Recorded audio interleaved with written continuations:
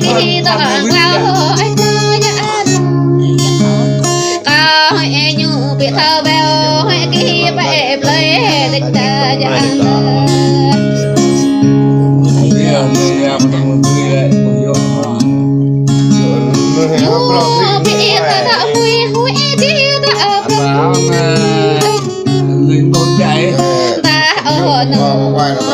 bị nhắm tỏa ta ơi đời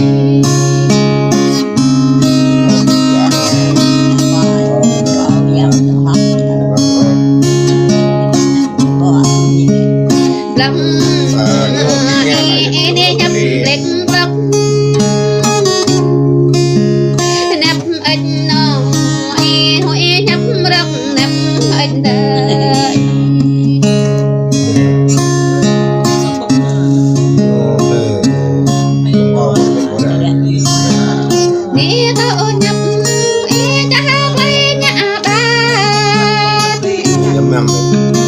đi tao nhập trà lạp nhô nhập cô giờ lê ta định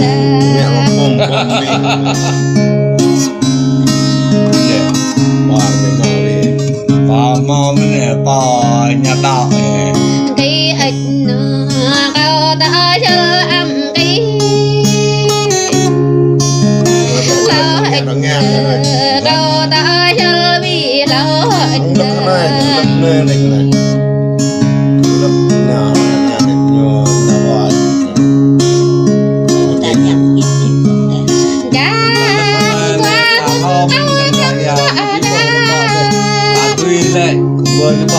con ở đây toa khang có đã gật đời nếu có con lắm bỏ nhìn phải đơn đắp ít cao ta đắp hàng đắp ít có lắc rắc kinh rắc nhớ chắc vì rắc ở đời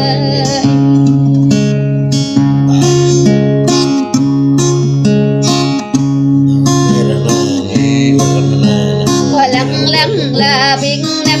nhớ chắc vì có tao đơn nha đây cũng đơn này nhà có nhà cao là y ta thương vợ nhà cao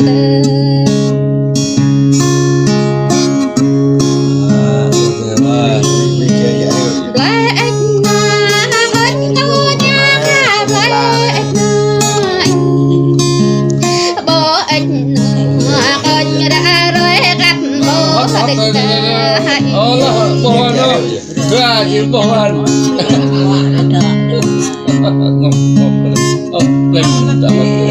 họ định họ chẳng ra rồi thật tướng anh họ chẳng có ta thật tướng anh đại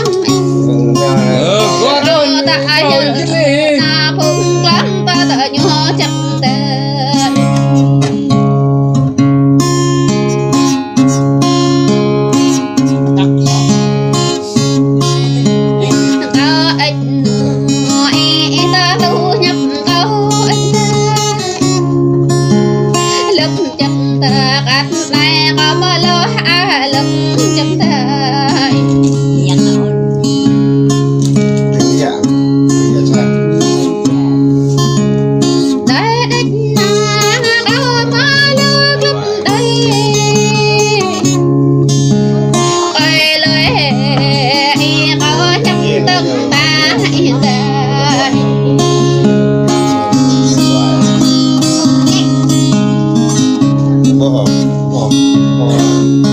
mẹ cho lại lại hãy có nhà tăng tu chia lại lại lại hãy có tu từng nhà kia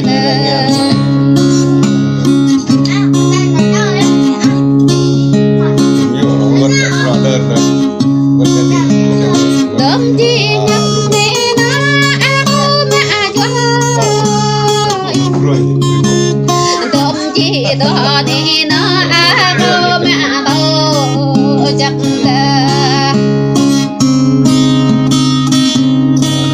Jadi ăn đơm lại kia số áo mẹ tôi luôn là bà đơm lại ta người áo mẹ Nhớ đến đã bị bừa bay nó cay rồi đã bị bừa đấy. banyak buat Pak Pram. đơm đi chắc áo mẹ bị bừa Lagi Pak